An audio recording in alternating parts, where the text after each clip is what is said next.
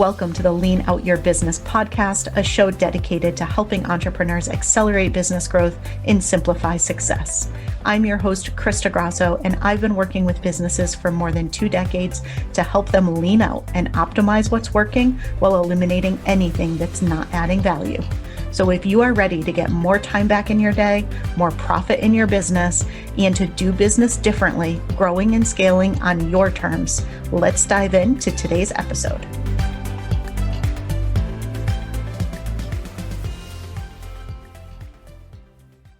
Hello, and welcome to another episode of the Lean Out Your Business podcast. In today's episode, we're going to talk about simplifying success, and I'm going to take you behind the scenes and share with you one of my most successful businesses, which I very rarely talk about, and I'm not sure why. So I thought I would go ahead and share a little bit about that journey and how I took an idea into a multi-six-figure business in actually less than 2 weeks. And so that was by far my most successful business venture as far as getting results really quickly. And then I want to contrast that with my least successful business venture and how I ended up generating multi-six figures in debt instead of revenue and profit, and why that was. So let's start off with my most successful business venture. So several years ago, I started a company called CSEPM, which stood for Common Sense Enterprise Program Management. So at the time, I had been doing a lot of project management consulting, a lot of program management consulting, and I had gone on and led and built these large global project management organizations. And I had hundreds of project managers reporting to me in multiple countries. I really enjoyed doing a lot of that mentorship and a lot of that development. And I had an opportunity that came to me where, as often happens, and you've probably had this happen to you as well, where you're just chatting with different friends and they know a little bit about what you do. So they would constantly be complaining about things in their business. And this is, really not working. And I don't know why we keep doing this and we keep losing so much money. And I would do what I frequently do because I just can't help myself and give lots of advice and say, oh, well, that would be really easy. You guys should try this. Have you considered this? You should do this. And so this had gone on for probably about 6 months or so. And what would happen inevitably in every one of those conversations is the person I would be talking to kept saying, if only you could come into the company and put what you talk about in place, I think that would fix everything. And these conversations again went on for about 6 months. And then finally one day, I made a joke and I said, well, if you can just get me a lunch date with your CIO, then I know that I could come in and fix everything that's going on in the company. And at first, it started off as just a passing kind of comment, a light joke. But over time, I really started thinking about it and said, not only is this company having all of these challenges, but I see so many companies having these challenges. I should really try to get a lunch date with the CIO. So I went back to my friend and said, hey, do you think you could actually get me a lunch date with your CIO? I'd love to talk to her about how I could come in and actually solve all of these problems and really set you guys up for success based on what you've been telling me she wants to do with the business. And so he said, yeah, I think I can probably do that. So here's what I did. It went from having this idea, and I was fortunate that I had some insight into the pain points in this particular business as well as the goals of this particular CIO. But that being said, these were super common problems that I saw across so many of the different businesses that I was consulting with. And this was just one friend who was complaining to me about all of the things that were wrong in the company that they were with. I had many friends complaining to me about the exact same thing. So it just struck me, wait a minute, this is actually a really big opportunity, a need in the market. And there's not that many people who have the background or skills that I do to actually be able to go in and solve this problem and do it in a really simple way. And so I thought about it and said, I'm going to start a business. And I came up with CSEPM because to me, the common sense part was the most important part of it. I saw so many people way over architecting things that they did. Just in general, most people do not approach project management in a very common sense or lean way. They tend to over architect and over plan everything. And so I really wanted to approach this in a really lean way. And in my mind, a really common sense approach that fit the particular business and company that I would be brought in to consult with, not the off the shelf standard, cookie cutter, try to apply it to everybody type of solution that was a lot of what I had seen in the market at the time. And so I thought about how could I realistically get a lunch date with this CIO? She's not going to just say yes because my friend happens to work in the same company that she does. I need to build some credibility and there needs to be some reason why this person is going to hire me. So here's where my under 2 weeks business came from is I got the idea of starting the company. I went out and registered for an LLC right away. I went out and I think at the time I was using GoDaddy. I got a free web page, which looking back was like an absolutely atrocious website, but it did the job. And I wrote a white paper. I wrote a white paper about the top 3 mistakes people make when building a PMO and trying to grow their business. And I did a very targeted white paper based on the specific problem that I knew that she had and that many of the other businesses that I was seeing had. And I put that as a free download on the web page. So it was a single web page, a single landing page with a white paper and the free download for the white paper. So what I told my friend was, listen, I'd really like to meet with her. She's not going to just say yes to a lunch date. Send her to my website, encourage her to download the white paper, and then recommend that she meets with me for lunch. And that's what he did. And that's exactly what she did. He made sure that he brought it up at a time when she was, willing to listen, right? Not catching somebody in the hallway when they're, not paying attention. He actually grabbed her when he had a captive audience and said, hey, listen, there's a consultant who I know who I really think could be a big help here. I, recommend that you go check out her website. It's CSEPM. Check out her white paper. What she talks about really addresses a lot of the problems that we've been experiencing. And so she did that. I got a lunch date with her and literally closed a multi-6-figure deal during that lunch date. Took a couple weeks to actually get everything in place and the paperwork signed. But that was by far my most successful business. And the reason why I don't talk about it much is it was actually a really toxic environment and I was not happy in that company. It was the first place I had ever worked at in my entire career that I really did not like the company. And it made me really stressed out all the time. It was not good for my personal health and well-being. It was not good for my relationship with my husband because I was so stressed out all the time. It ended up being such a negative experience for me that I ended up leaving and I did not actually end up making the multi-6 figures that I had signed because the way that we did the contracts was we would do a contract for 6 months and then we would extend. And when we got to the point of the extension, I said thanks, but no thanks and walked away. And so because I have such a bad experience with that particular company, I've never really talked about that experience. But the reality is I saw a need in the market. I did something really targeted, really niched. I ended up getting a lunch date with the CIO of this company, which was a very, very large company, and ended up getting hired on the spot because my solution was exactly what she was looking for.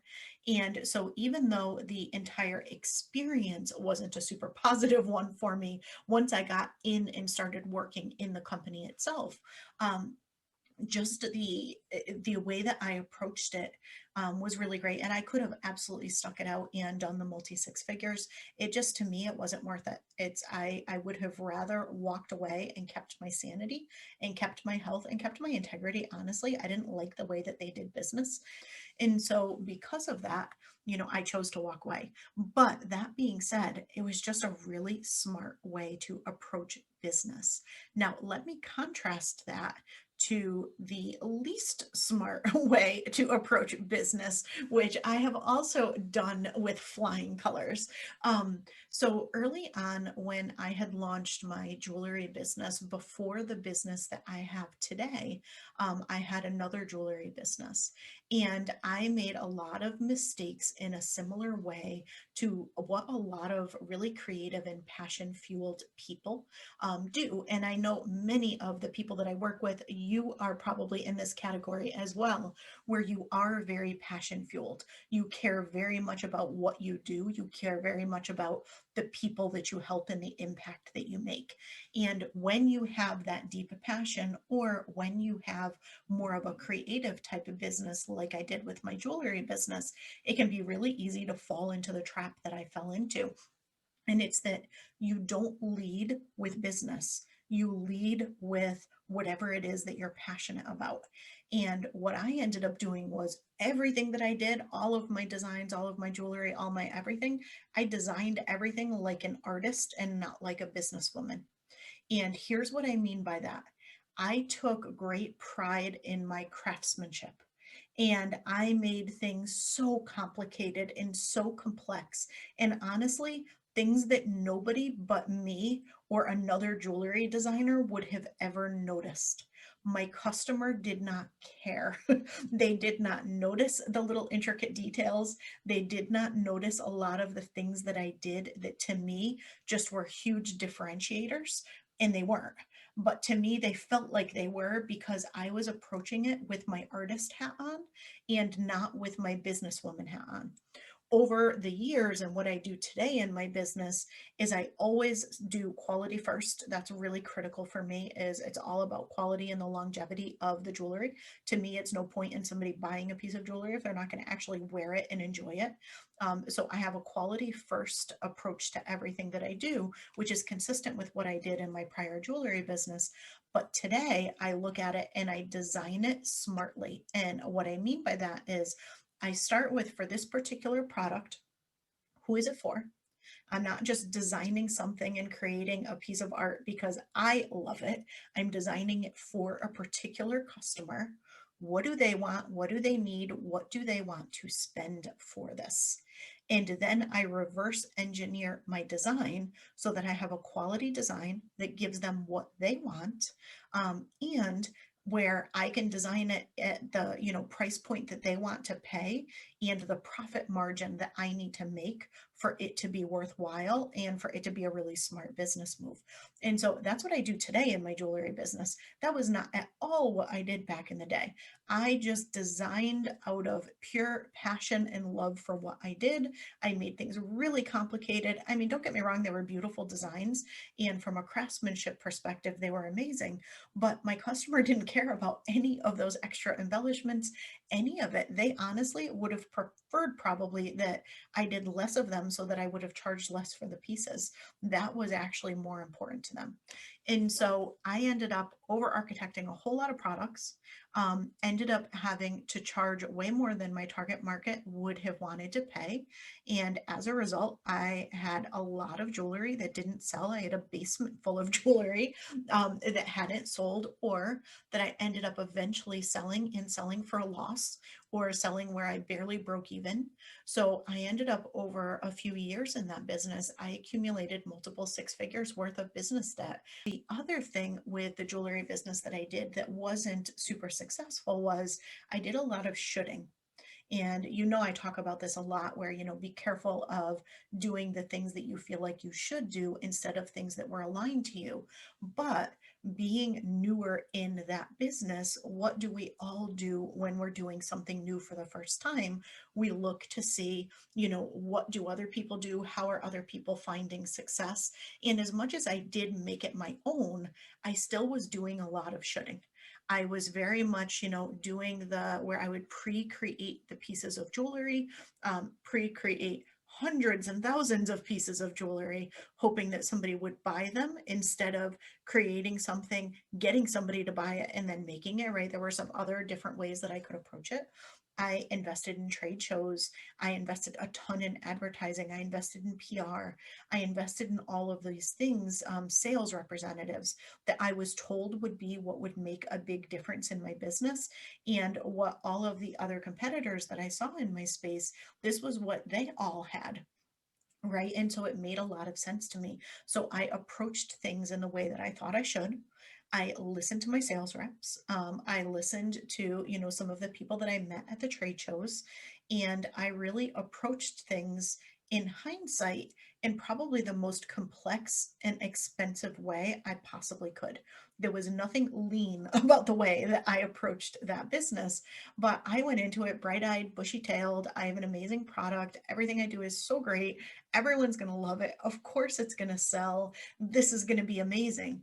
And if you just think about that in your own business, I think that so many of us approach our business that way.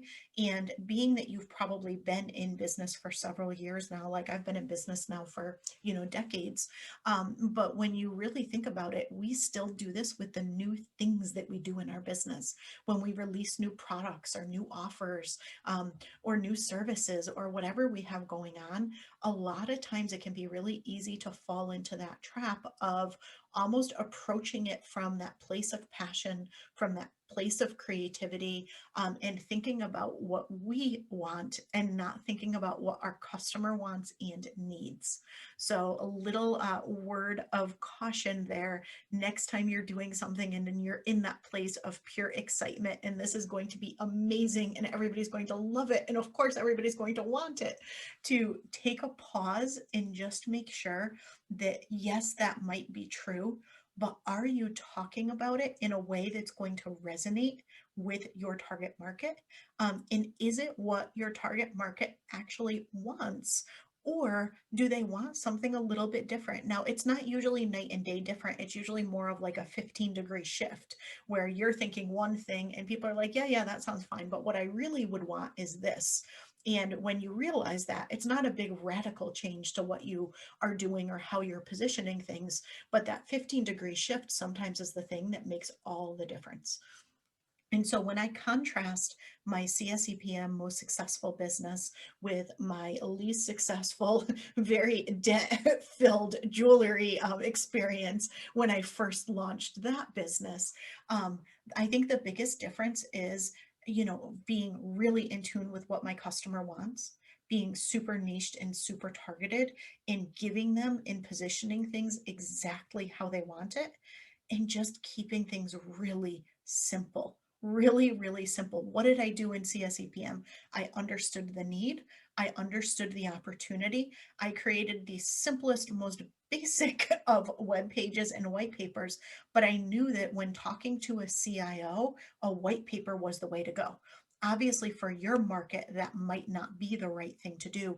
I would not do a white paper today with my private, entrepreneurs and small business owners, but I would if I were going back into the corporate space like I was at that time, right? And so think about your target market, not only what do they need to hear, but how do they want to hear it and how do they want to consume that information? And then how can you get it to them in a way that they're likely to listen?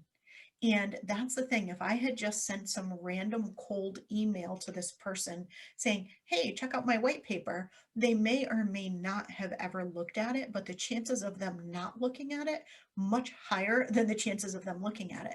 But because it was referral based and I went through a warm lead, I went through somebody who had a relationship with her.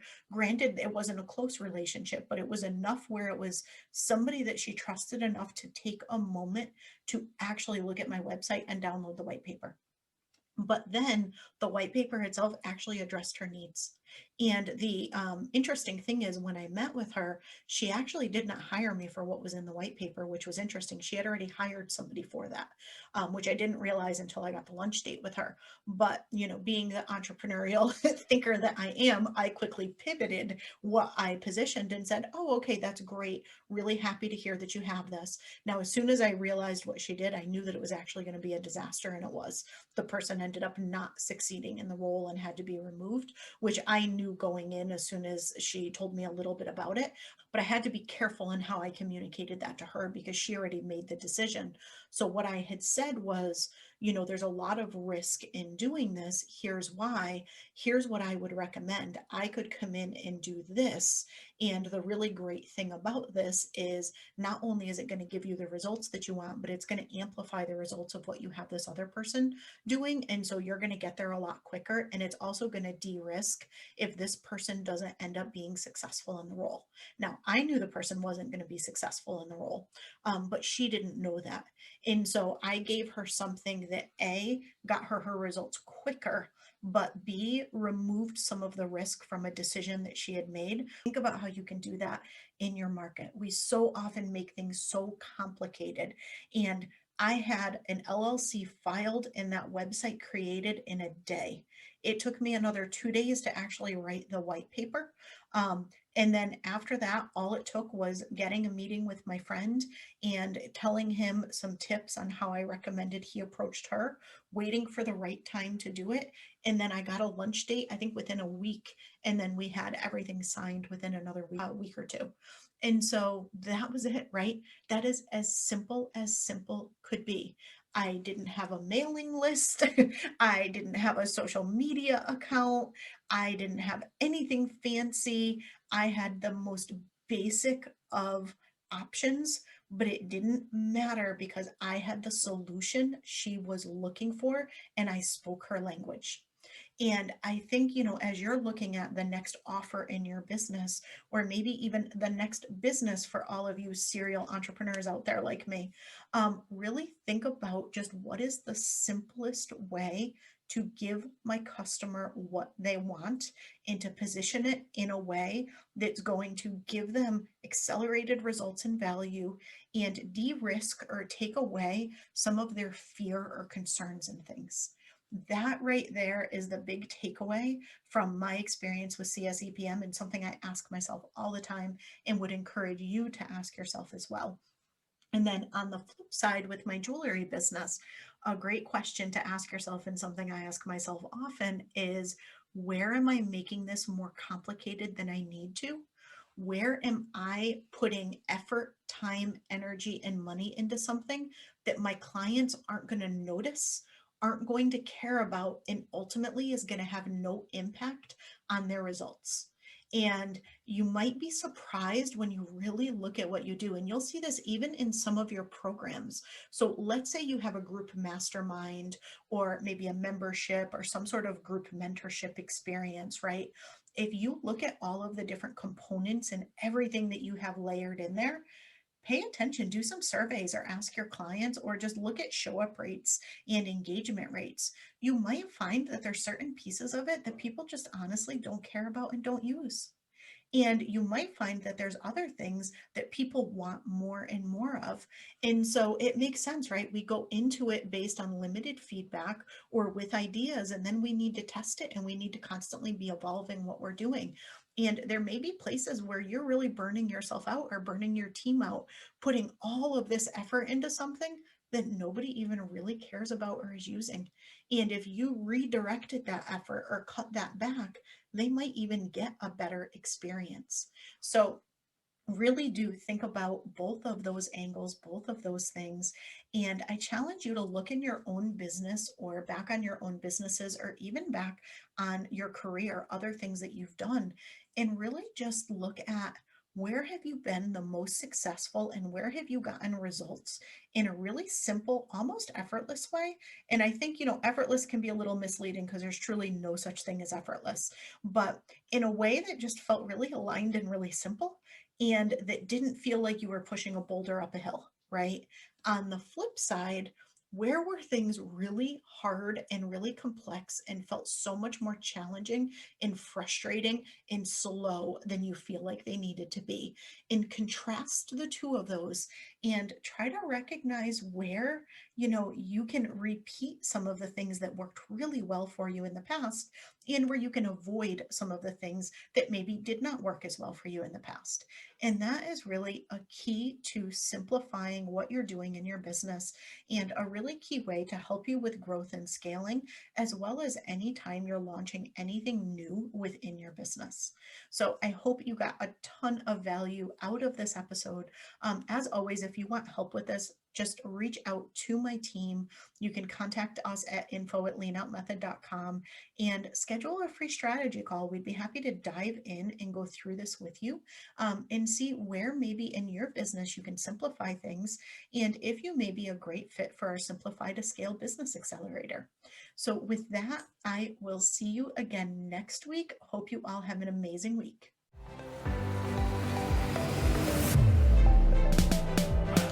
Thank you for joining me for another episode of the Lean Out Your Business podcast. I hope you got a lot of value and actionable insights from today's show, and would love if you take a moment to leave us a review. If you have any questions on today's episode or on how to lean out your business, join us over in our private Facebook community, where every week we do live training and Q&A, and I'd love to have you be part of the conversation. Head to leanoutmethod.com/group to join us. And before you go, be sure to subscribe to the show so you're the first to know when we release a new episode. We'll see you next week.